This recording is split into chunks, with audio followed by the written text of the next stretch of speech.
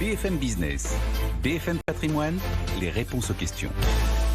Et on retrouve donc Christian Fontaine et Stéphane Van Nuffel pour répondre à toutes vos questions. N'hésitez pas à nous écrire, bfmpatrimoine@bfmbusiness.fr. Christian pour la rédaction du revenu et Stéphane pour Net Investissement. Vous êtes prêts, messieurs ? Évidemment. On y va. Allez, on démarre avec une question que Bernard vous envoie, Christian. Quel est le délai raisonnable pour un transfert de compte-titre d'une banque à une autre ? Alors on va prendre position, on va dire quelques semaines. Non, mais c'est un vrai sujet. C'est un vrai sujet parce que malheureusement, il y a encore un certain nombre de particuliers qui n'accordent pas, je dirais, l'importance qu'il faudrait au choix de l'intermédiaire financier. Donc on va un petit peu à la va-vite, on ouvre un compte titre ordinaire ou un PEA, donc alors chez un courtier, un intermédiaire, soit de son établissement financier historique, soit un nouvel intermédiaire qui a été conseillé par un tel ou une telle, et on se rend compte qu'au bout de quelques mois, voire souvent plutôt quelques années, il ne fait pas l'affaire. Et donc là, il faut transférer son compte titre, transférer son PEA d'un établissement financier A vers un établissement financier B, et il faut bien le reconnaître, c'est toujours un sujet complexe, il y a un sujet de frais, mais il y a surtout un sujet de délai.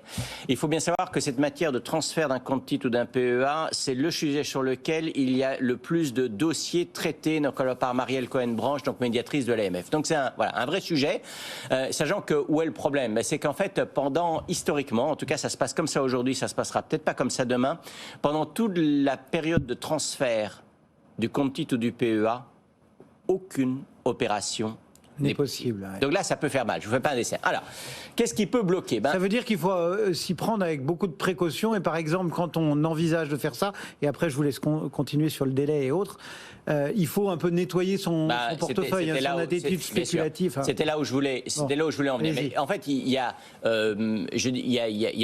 deux problématiques. La première problématique, c'est que bien sûr la banque quittée peut être plus ou moins coopérante, mais ça à la limite, c'est humain. C'est un établissement financier qui est quitté, donc voilà.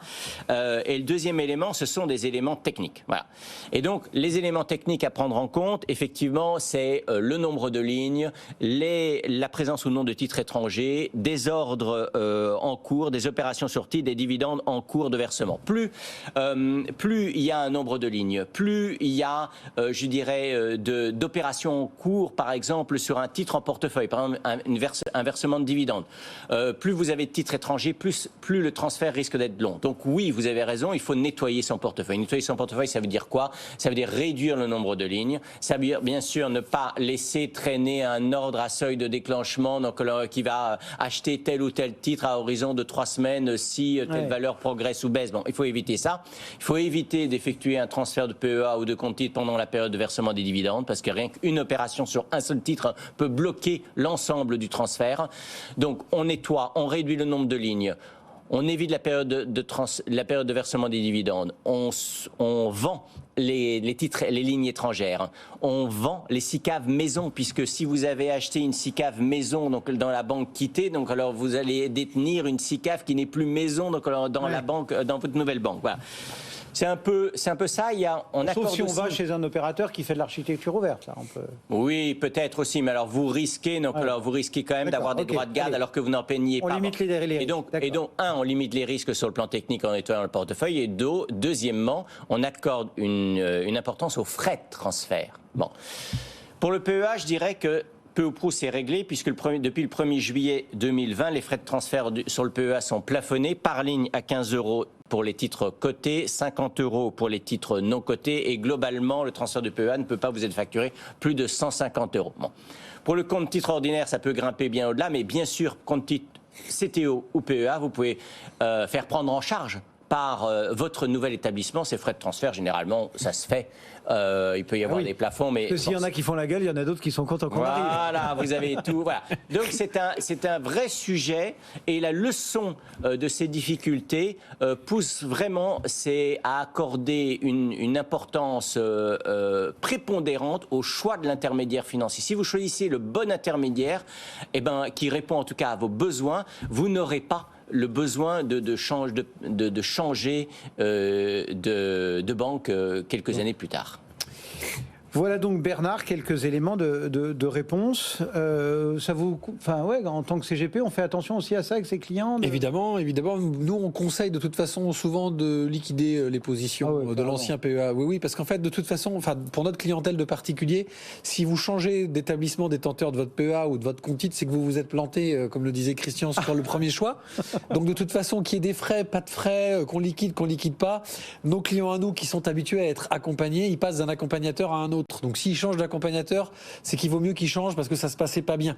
Après, c'est peut-être un peu différent pour ceux qui le font tout seuls et qui sont les rois de la gestion, de leur autogestion. Je me permets de poser une question. Dans votre expérience, dans ton expérience de professionnel, ça prend combien de temps un transfert de PEA ou de compte titre ? En ce moment, enfin sur ces 2 dernières années, quasiment 6 mois. En vrai, c'est quasiment 6 mois. Voilà. Parce que ça intéresse très peu la banque qui va lâcher le dossier, mais pas que pour l'argent, c'est que ça coûte du temps, ça coûte de l'argent. Et c'est très compliqué aussi presque pour l'assureur ou pour la banque qui le récupère, parce que c'est pas forcément aussi simple qu'une souscription. Donc souvent, le nouvel établissement, il préfère une souscription from scratch, donc de zéro, plutôt qu'un transfert. C'est pour ça que nous, on liquide tout, parce que c'est plus simple à transférer. Effectivement, l'une des difficultés, c'est que tout l'historique fiscal doit suivre, en fait. Ouais. Et le pire du pire, c'est quand il y a déjà eu un transfert de PEA au préalable. Vous vous rendez compte, parce que là, en fait, vous avez transféré, un second transfert de PEA. Donc là, il fallait que tous les documents aient été bien transmis de la banque A à la banque B et ensuite de la banque B à la banque C. Là, c'est... Bon.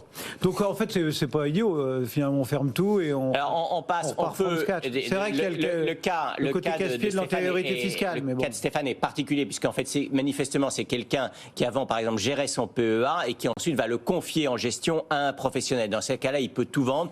C'est vrai que c'est un conseil qu'on peut donner. Après ça, il va falloir racheter l'ensemble des titres. Et puis là, il y aura quand même des frais de transfert ou des frais d'entrée sur les SICAV, quoi.